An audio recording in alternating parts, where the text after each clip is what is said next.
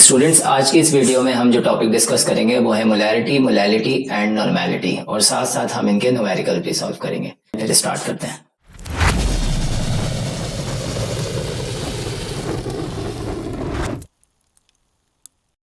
अस्सलामुअलैकुम, I am your teacher Nabeel. Welcome to my YouTube channel Math केमिक्स।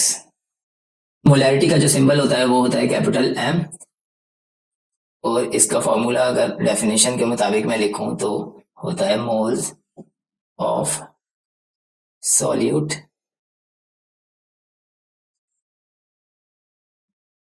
divided by volume of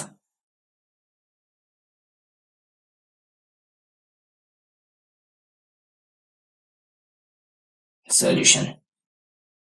Volume must be liters or in decimeter cube.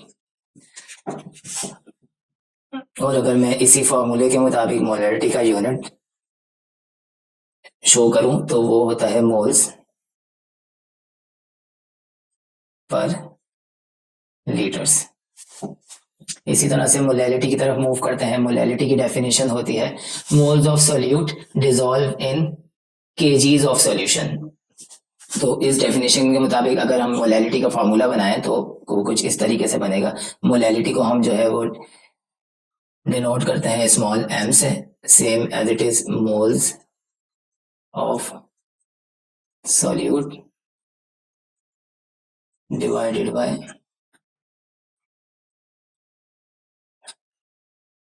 kgs of solution.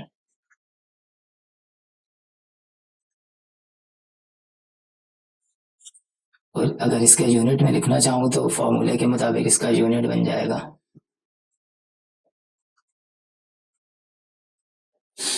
Moles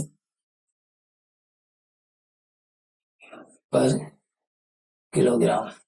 normality की तरफ move करें तो normality की definition होती है gram equivalent of solute पर litre of solution. तो इसका भी फॉर्मूला लिख लेते हैं। नॉर्मेलिटी को डिनोट करते हैं कैपिटल एन से, और ये ई के नीचे W, which is called equivalent weight of solute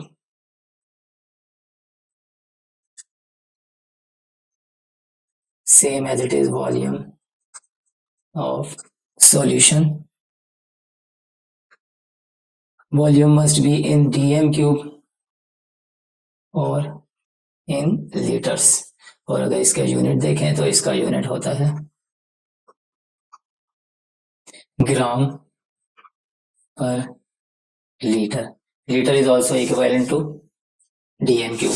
equivalent weight जो हमारा न्यूमरेटर में मौजूद है उसका यूनिट होता है ग्राम। तो अगर इनको डायरेक्टली हम इस तरीके से शो करें तो इस मोल्स पर लीटर को हम कैपिटल एम लिख सकते हैं, इस मोल्स पर केजी को हम स्मॉल एम लिख सकते हैं, और ग्राम पर लीटर को कैपिटल एन लिख सकते हैं। ये भी इनके यूनिट कंसिडर किए जाते हैं। नॉर्मेलिटी का एन, मोलैरिटी का स्मॉल एम और कैपिटल एम मोलैरिटी का।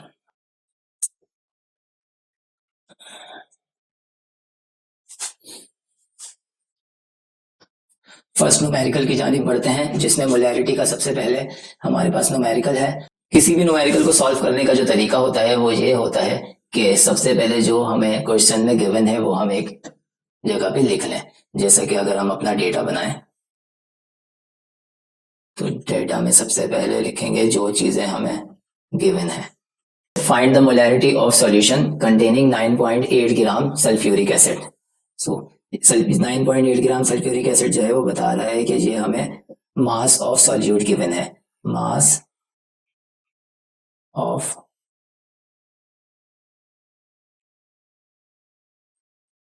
solute is equals to 9.8 gram.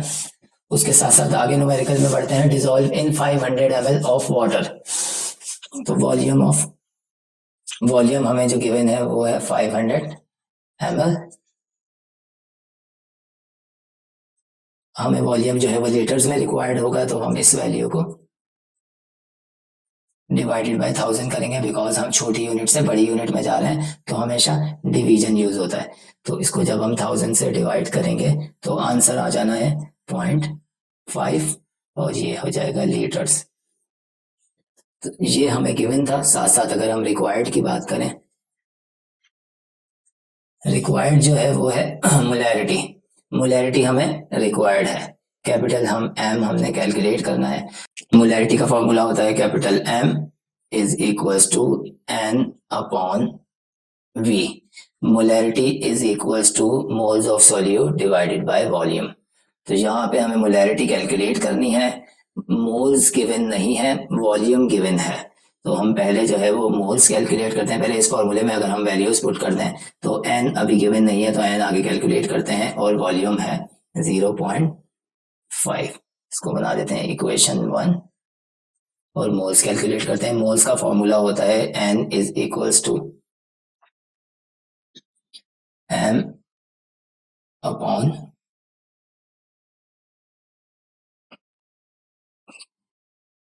Capital M के नीचे स्मॉल डब्ल्यू। तो इट मीन्स के मॉलिक्यूलर वेट मास अगर हम देखें तो हमें गिवन है विच इज 9.8 ग्राम। 9.8 ग्राम जो है वो इसका मास है, और मॉलिक्यूलर मास हमें कैलकुलेट करना पड़ेगा सल्फ्यूरिक एसिड का। तो सल्फ्यूरिक एसिड का अगर मॉलिक्यूलर मास हम कैलकुलेट करें तो 2 हाइड्रोजन है, हाइड्रोजन का एटॉमिक वेट होता है 1, तो 2 multiplied by 1, 2 hydrogen atomic weight 1 plus sulphur का एटॉमिक वेट होता है 32 और सल्फर का एक ही एटम मौजूद है इस मॉलिक्यूल में तो 32 लिख दिया मैंने। और ऑक्सीजन के 4 मॉलिक्यूल्स हैं और ऑक्सीजन का एटॉमिक मास होता है 16। तो इस तरीके से ऊपर की वैल्यू हमारे पास आ गई 9.8। तो डिनोमिनेटर में ये जो मॉलिक्यूलर मास है इसकी वैल्यू कैलकुलेट होके आ गई है 98। तो इस तरीके से हमारे पास जो मोल्स कैलकुलेट हुए 0.1 आ गया। देन उसके बाद दोबारा से मूव करते हैं इक्वेशन नंबर 1 पे। इक्वेशन नंबर 1 पे molarity is equals to equation 1 become molarity is equals to moles 0.1, ये यहां से कैलकुलेट करके यहां पुट कर दिया। देन उसके बाद वॉल्यूम गिवन था क्वेश्चन के अंदर 0.5 लीटर 0.5। इस तरह से फाइनल आंसर आ गया 0.2 moles per litre. This is our final answer. तो find the molality when 5 gram glucose. तो यहाँ पे हमें मास गिवन है ग्लूकोज का small m which is 5 gram. Then साथ साथ is dissolve in 100 gram water. So यहाँ पे जो है वो वॉल्यूम नहीं है, वेट ऑफ सॉल्वेंट गिवन है विच इज 100 ग्राम। और अगर बैक जाए तो मैंने आपको बताया था कि मोलैलिटी वाले केस में यहाँ पे केजीज ऑफ सॉल्यूशन होते हैं, ग्राम्स नहीं, तो हमें उस ग्राम को केजी में कन्वर्ट करना पड़ेगा। तो इस तरह से जो है वो ग्राम जो है वो छोटी यूनिट है और हमें बड़ी यूनिट में जाना है। तो छोटी यूनिट से बड़ी यूनिट की तरफ मूव करते हैं तो हमेशा डिवीजन होता है, और बड़ी यूनिट से छोटी यूनिट की तरफ मूव करते हैं तो हमेशा मल्टीप्लीकेशन होता है। तो इस 100 को डिवाइड करेंगे 1000 से, बिकॉज इन दोनों का जो डिवीजन फैक्टर है ग्राम से किलोग्राम में जाते वक्त वो 1000 है। तो इस तरह से आंसर आ गया 0.1 kg। सॉल्यूशन स्टार्ट करते हैं। सॉल्यूशन में मोलैलिटी का formula small m is molality. यहाँ पे मैं लिख देता हूं ताकि कंफ्यूजन ना हो, मास और स्मॉल m में।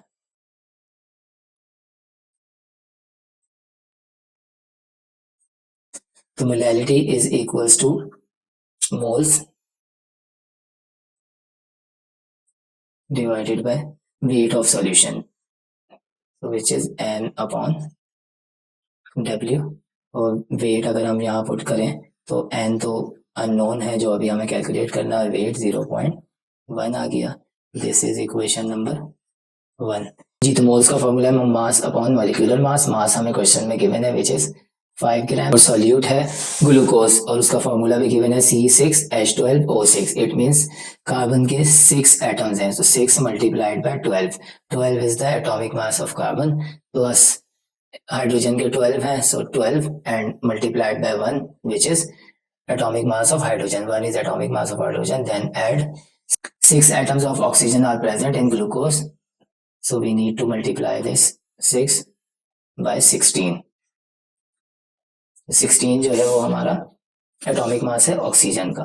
तो इस तरह से अगर हम इसे सॉल्व करें, 5 divided by 180, final answer is 0.0278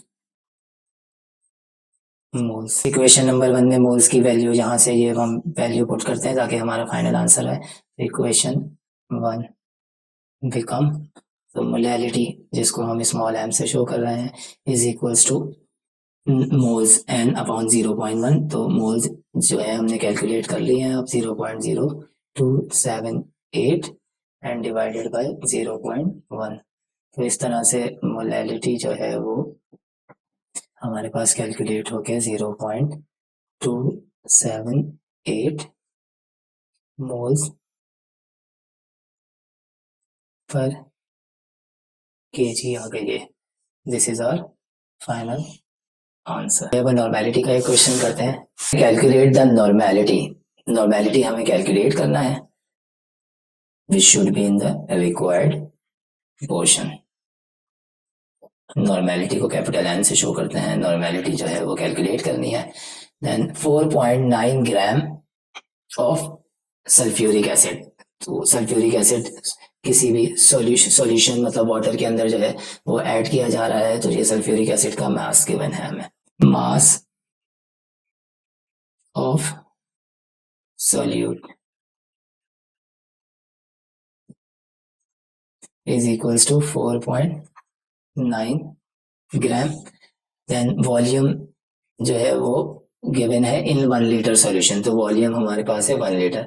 अब इस क्वेश्चन में वॉल्यूम को डायरेक्टली लीटर्स में दिया है, ml में नहीं दिया, तो यहाँ चेंज करने की जरूरत है नहीं क्योंकि फॉर्मूले में हमने लीटर्स में ही वैल्यू पुट करनी है।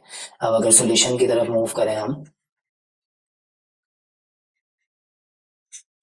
सॉल्यूशन में नॉर्मेलिटी का फॉर्मूला होता है normality is equals to equivalent weight divided by volume.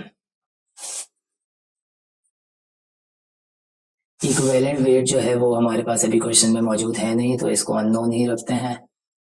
और उसके अलावा यहाँ पे वॉल्यूम गिवन है, वॉल्यूम 1 है, तो 1 यहाँ अभी शो कर देते हैं। नेक्स्ट स्टेप में रिमूव कर देंगे बिकॉज डिनोमिनेटर में 1 का कोई काम नहीं होता। 1 से कोई भी चीज डिवाइड होती है तो वो एज इट इज ही रहती है। इसको इक्वेशन 1 कहते हैं।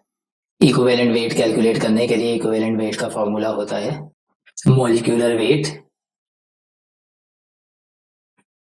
Upon factor. फैक्टर बेसिकली वो नंबर है एसिड के केस के अंदर जो है वो जितने H पॉजिटिव आइन उस एसिड के अंदर रिप्लेसेबल है वो उसका फैक्टर है। जैसे कि अगर यहाँ हमारे पास sulphuric acid as a solute use हुआ है ना, तो सल्फ्यूरिक एसिड का अगर मैं फॉर्मूला यहाँ लिखूं तो यू कैन सी कि सल्फ्यूरिक एसिड में 2 H पॉजिटिव आइंस है, मतलब हाइड्रोजन आइन है। एसिड की आइडेंटिटी होती है ना हाइड्रोजन आइन, तो इस जो कि रिप्लेसेबल है, तो इसका मतलब ये है कि इसके जो फैक्टर होगा n इज इक्वल टू 2 होगा। अगर मैं इसी तरह से किसी और HCl की बात करूं तो HCl के केस में जो है हाइड्रोक्लोरिक एसिड के केस में एक H पॉजिटिव आइन है, तो इसके लिए जो है ये 1 होगा। और अगर किसी बेस की बात करूं जैसे कि NaOH सोडियम हाइड्रो ऑक्साइड है, तो इसमें एक OH नेगेटिव आइन है जो कि रिप्लेसेबल है। बेस की आइडेंटिटी होती है हाइड्रोक्सिल आइन, तो इसका जो है वो फैक्टर 1 होगा। तो इस तरीके से जैसा कि मैंने आपको डिस्क्राइब किया, हमारे पास सॉल्यूट जो है वो सल्फ्यूरिक एसिड है और सल्फ्यूरिक एसिड का फैक्टर जो है वो 2 है। तो मॉलिक्यूलर वेट सल्फ्यूरिक एसिड का मैं आपको दिखा देता हूँ जो हमने रिसेंट क्वेश्चन में यूज किया था।